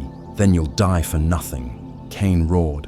Driving him back, Lucien appeared at Elias's side, blade flashing as he parried a strike meant to split Elias's skull. "Go," Lucien shouted. "I'll hold him." "No," Elias barked, but Kane swung with terrifying strength, sending Lucien sprawling across the deck. The sight ignited something in Elias. He surged forward, battering Kane with a flurry of strikes, forcing the larger man back step by step. Kane roared and brought his sword down in a killing blow. Elias twisted aside at the last moment, driving his cutlass deep into Kane's side. The big man staggered, blood pouring from the wound. Elias wrenched his blade free and met Kane's gaze. "This is for every life you crushed," he said. Cain lunged one last time, but Elias stepped aside and kicked him backward. Cain toppled over the rail, his massive frame vanishing into the firelit sea below. The galleon shuddered as allied crews swarmed the deck, overwhelming the last of Cain's men. Mira appeared, her face streaked with soot. "It's over," she said softly. Elias looked around at the carnage, the dead, the dying, the ships burning on the horizon, and felt no triumph. But they were alive, and Cain was gone. Lucian limped up, clutching his side. "You did it," he said, voice hoarse. "We did it," Elias corrected. He looked at the remaining ships of the Alliance, their tattered sails glowing in the light of the burning galleon. "What happens now?" Mira asked quietly. Elias didn't answer immediately. Because now, with Cain dead and no clear ruler left, the Caribbean was once again a sea without a master. Elias turned to the others. "We rebuild," he said at last. "Not an empire, not a throne, something better. If the captains want to sail free, we'll give them a place to call their own. And if they don't..." He let the sentence trail off, the implication clear. Isla smirked faintly. "You're turning into a politician." "Captain," Elias shook his head. "No, just a man who's tired of watching good people die for tyrants." The Alliance fleet sailed away from the wreckage the next morning, battered but alive. Elias stood at the helm of the Stormcrow, the wind in his hair, the horizon wide open before him. For the first time in years, he felt hope, but the sea was a fickle mistress, and Elias knew that even the strongest captains could vanish like smoke on the waves. "Let's make this count," he whispered to himself as the Stormcrow turned toward the rising sun. The calm after the storm. Weeks passed, the Caribbean, once echoing with cannon fire and the screams of battle, grew quiet again, but silence on the sea never lasted. It was only ever the pause before the next storm. The Stormcrow lay anchored off a crescent-shaped island known only to a handful of captains. It had no taverns, no forts, no trade houses, just a safe harbor where ships could gather in peace. It was here Elias Crowe called the remaining captains of the Alliance together. Mira stood beside him as the crews gathered on the beach. Abeniokoro, Lucien, Isla, Jonah faces marked by loss and hope in equal measure. "We fought for freedom," Elias said, his voice carrying across the surf. "And we won, but freedom dies fast if we don't protect it. I won't be your king. No one will, but this harbor will be ours. A place where every captain, every crew, can dock without fear." A murmur rippled through the crowd. Abeni stepped forward. "And if Cain's followers return, or someone else tries to claim the sea..." Elias met her gaze. "Then we stand together again. We'll build something stronger than fear, stronger than greed. But we do it as equals. If anyone wants a throne, they'll find it at the bottom of the sea." There was silence for a moment. Then Black's gruff voice quieting them, humbled by the battles they'd shared. "I can live with that," he said. One by one, the others nodded. Over the next days, crews worked side by side, building docks, repairing ships, and raising small shelters along the shoreline. It wasn't a city, and it never would be. But it was a beginning. Lucien organized supplies and charts with a precision that surprised even Elias. "You found your place," Elias said one evening as they watched the crews at work. Lucien smiled faintly. "Maybe, I want this to last. I want the sea to be more than a graveyard." Elias placed a hand on his shoulder. "Then we'll make it so." Mira joined them, her arms crossed. "It won't be easy. The Caribbean is full of men waiting for the chance to take what we've built." Elias gave a small, tired smile. "Then we'll be ready for them." She studied him for a moment, then nodded. "I'll hold you to that." For the first time in years, the crew of the Stormcrow had the chance to breathe. Jonah, never one for stillness, helped rebuild ships in exchange for rum and loud arguments. Isla trained young sailors in the ways of the cutlass, grinning as they tried to match her speed. Mira spent her nights charting the reefs and shoals around the island, determined to keep their sanctuary hidden from those who would destroy it. And Elias, he simply watched. One night, as the moon lit the calm sea, Elias walked the shoreline alone. The surf whispered at his boots, a rhythm older than any man, older than any empire. He thought of Reddy, of Cain, of all the captains who had fought to carve their names into the sea. In the end, the waves had claimed them all. Would it be any different for him? Lucian found him there, hands shoved in his pockets, looking more like the boy Elias had first pulled from that derelict ship. "You're leaving, aren't you?" Lucian asked quietly. Elias hesitated. "I don't know yet. You should stay." Lucian said, "They look to you. Even if you don't want a throne, you're the reason this works." Elias smiled faintly. "That's exactly why I should go. This place isn't about me. It has to live on its own, or it won't live at all." Lucian didn't argue. He just nodded, though Elias could see the disappointment in his eyes. The next morning, the Stormcrow was ready to sail. The crew gathered on the beach as Elias stepped aboard. "You're really leaving," Mira said. Though her voice held no surprise, Elias nodded. "There are other seas, other storms waiting. This place doesn't need me anymore." Mira clasped his forearm. "Then go, but know you'll always have a harbor here." Isla smirked faintly. "Try not to get yourself killed." "Captain, it's ruin your legend," Elias laughed softly. "I'll do my best." As the Stormcrow slipped out of the hidden harbor, the crew fell into their familiar rhythms. The sails filled, the ship leaned into the wind, and the island faded behind them. Elias stood at the helm, the horizon stretching endlessly before him.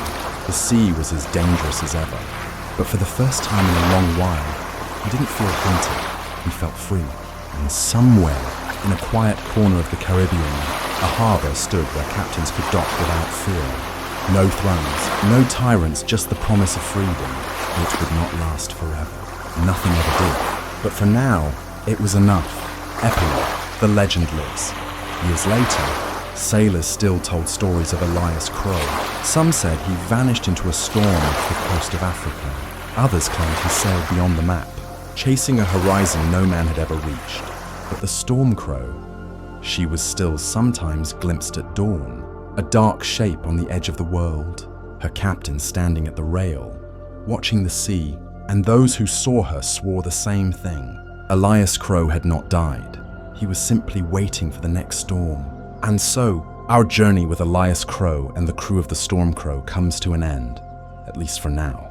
We have crossed burning seas, stood against tyrants, and watched legends rise and fall beneath the ever-changing horizon. But perhaps the greatest lesson of all is that true freedom, the kind Elias fought for, isn't about thrones or treasure. It's about finding a place where you belong, and having the courage to protect it, no matter the cost. Thank you, truly, for sharing these quiet hours with me. Whether you listened from the comfort of your favorite chair, wrapped in a soft blanket, or perhaps let these waves of words guide you gently into sleep, I am grateful you were here. If this story touched you in any way, would you let me know? A simple comment about your favorite moment, or which character you'll miss most, means the world. And if you'd like to help keep these stories alive, a like or share helps more dreamers find their way to our little harbor here. Until we meet again, may your seas be calm, your nights be peaceful, and may you always have a safe port to return to. Good night, and thank you for listening.